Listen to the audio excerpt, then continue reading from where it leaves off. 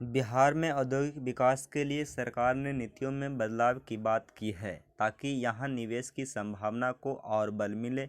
यह अच्छी पहल है। इससे राज्य में रोजगार के अवसर भी बढ़ेंगे और युवाओं को काम मिल सकेगा।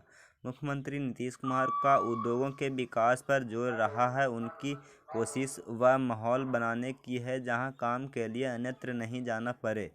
उद्योगों के विकास से इसका लाभ निश्चित रूप से मिलेगा। कृषि प्रधान राज्य बिहार में औद्योगिक विकास से अर्थव्यवस्था को और मजबूती मिल सकती है। यहाँ मानव संसाधन की भी कमी नहीं है। आधारभूत संरचना के मामले में भी राज्य के हाल के वर्षों में काफ़ी तरक्की की है।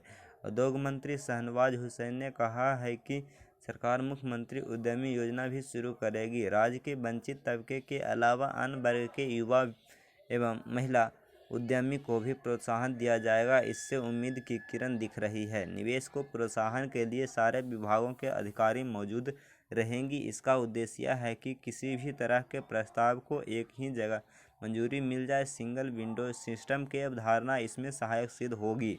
औद्योगिक परिसर के लिए सबसे पहली ज़रूरत ज़मीन की होती है। सरकार ने यह भी साफ कर दिया है कि ज़मीन मुहैया कराने के लिए नीति को और अधिक सरल व पारदर्शी बनाया जाएगा। विभिन्न उत्पादकों के हिसाब से ऐसे पार्क भी विकसित किए जाएंगे। यहाँ बेहतर संभावना के मद्देनज़र विभिन्न क्षेत्रों के विशेषज्ञों की भी सेवा ली जाएगी। सरकार उद्योग की रफ्तार की दिशा में गंभीरता से आगे बढ़ रही है। प्रमंडलीय मुख्यालयों और शहरों में खादी मॉल व शोरूम खोले जाने का प्रस्ताव भी एक महत्वपूर्ण कड़ी है, जिससे इस क्षेत्र में काम करने वाले लोगों को काम मिल सकेगा। बिहार में हस्तशिल्प का गौरवशाली अतीत रहा है। मौजूदा दौर में भी यहाँ की खादी और सिल्क के प्रति देश विदेश के आकर्षक हैं। इसे एक सिस्टम में ढाल देने भर से व्यापक परिवर्तन की उम्मीद तो की ही जा सकती है। कांग्रेस के कुछ दिग्गज नेताओं की ओर से नेतृत्व की अक्षमताओं को लेकर सोनिया गांधी को चिट्ठी लिखे हुए 6 माह से अधिक हो गया है, लेकिन अभी तक इस चिट्ठी में उठाए गए सवालों का समाधान होने की सूरत नहीं दिख रही है।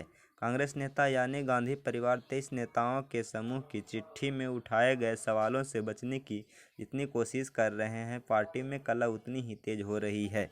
पिछले दिनों इस समूह के प्रमुख नेताओं ने जम्मू में गुलाम नबी आज़ाद के नेतृत्व में एकत्र होकर कांग्रेस के कमज़ोर होते जाने की बात फिर कही। इसके पहले आनंद शर्मा और कपिल सिब्बल ने राहुल गांधी को यह नसीहत भी दी कि मतदाताओं की समझदारी पर सवाल नहीं उठाया जाना चाहिए।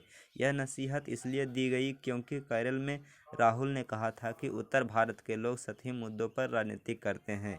इसके बाद गुलाम नबी आज़ाद ने प्रधानमंत्री मोदी की इसके लिए तारीफ की कि वह अपनी जड़ें से जुड़े हुए हैं। यह कथन कांग्रेस को रास नहीं आया। इन 23 नेताओं के अलावा भी कांग्रेस में कई ऐसे नेता हैं जो यह महसूस कर रहे हैं कि पार्टी नेतृत्व यथास्थिति का शिकार है।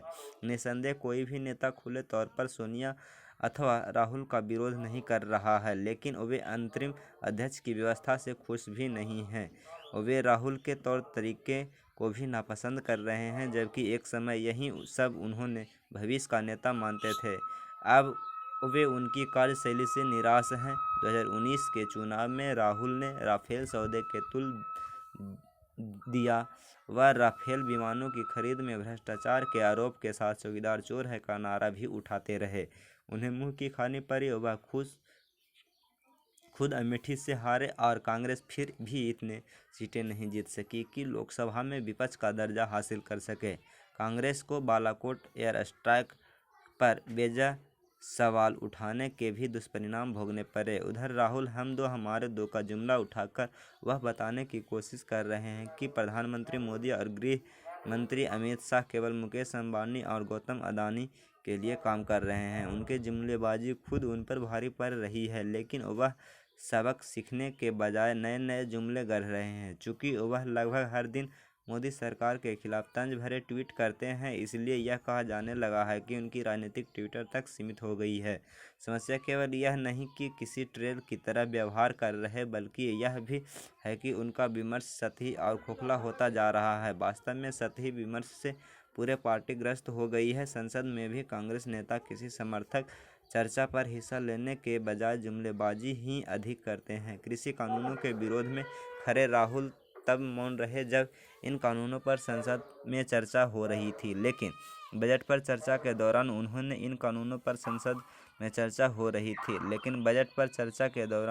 इन कानूनों के खिलाफ हम दो हमारे दो का जुमला उठाया। जैसे कृषि कानून बनाने का वादा कांग्रेस ने अपने घोषणा पत्र में किया था, वैसे ही कानून बन जाने पर वह उसके खिलाफ खड़ी होकर किसानों को बरगला रही है। इसके कुल मिलाकर किसानों और कृषि का ही अहित हो रहा है। अंतर्राष्ट्रीय महिला दिवस कल मनाया जाएगा। समाचार प्रभाग विभिन्न क्षेत्रों में उपलब्धता हासिल करने वाली महिलाओं की कहानी आपके लिए ला रहा है। आज हम एक जनजातीय महिला की सफलता का कहानी आपके लिए लाए हैं। जिम्मेत डोलमा लद्दाख के इगू गांव में रहती है। उन्होंने इस वर्ष 10 जनवरी को बांग्लादेश में बंगबंधु शेख मुजीब ढाका मरीन में चौथा स्थान हासिल किया है। जिमेल डोलमा लद्दाख पुलिस का धावक है और उन्होंने कई राष्ट्रीय और अंतर्राष्ट्रीय मैराथन में हिस्सा लिया है। उन्होंने वर्ष 2019 में 13वें दक्षिण एशियाई खेल में भारत का प्रतिनिधित्व किया था। उन्होंने टाटा मुंबई मैराथन की विशेष श्रेणी में 2 बार कसक पदक जीती है। इसके अलावा वह लद्दाख मैराथन में 7 स्वर्ण पदक की विजेता रही। देश भर में विभिन्न श्रेणियों में उन्होंने 30 से अधिक पदक हासिल किए हैं।